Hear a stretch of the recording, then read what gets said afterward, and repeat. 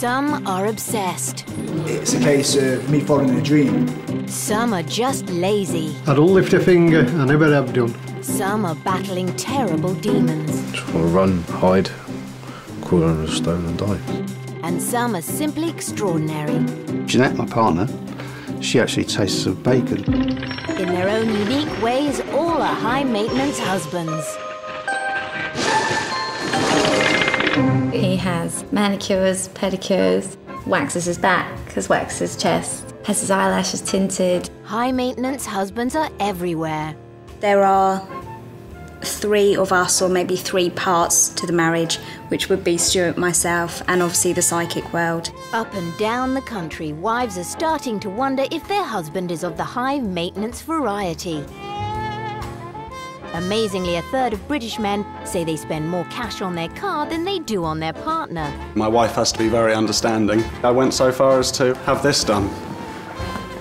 It takes a strong woman to live with somebody who has the obsession and passion that Chris does. What wives hate the most is their husband's hot air. At first, he used to absolutely stink. It used to make you gag. Well, it's like some sort of toxic gas. It was disgusting. And married couples have an astonishing 182 arguments every year. She's just such a diva and she just treats me like a slave. It's all about me. I am a lot of work. We've found 4 men who, for very different reasons, have confessed to being high maintenance.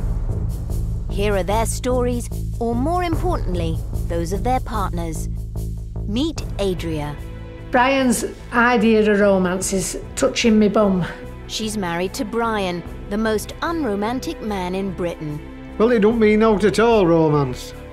Jeanette. I find it so irritating. Whose partner James has a condition where he not only hears words, but tastes them as well. Blackpool, which is where I live, that tastes of a fruit pastel. Joanna. It can be quite awkward being around him. Her other half, Jimmy, is sacrificing everything to become a world-class cage fighter. You need all day. You need all day. You need to train 2-3 times a day. And Lisa. I don't know what's going to happen from one minute to the next. Whose husband Scott is reliving the horrors of the Iraq War 24/7. It's like Jack and Hyde. I'll turn into another person.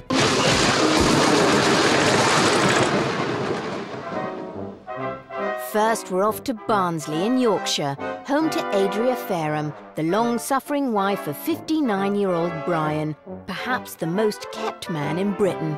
From getting up to going to bed, she looks after me.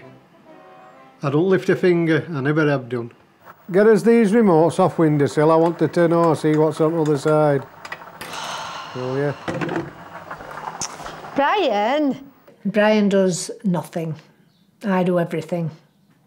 Backbone at house, me.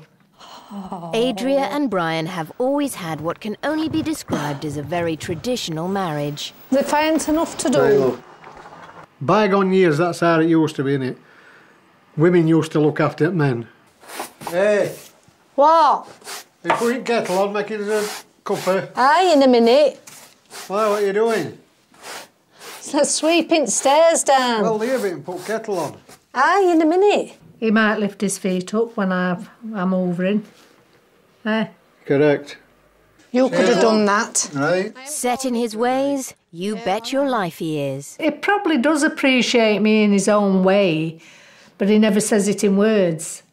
It can get a bit monotonous, can't it? If she's saying, oh, I love you and all this, that and other, and holding her hand and giving her a kiss and things like that. It's like namby-pamby, innit?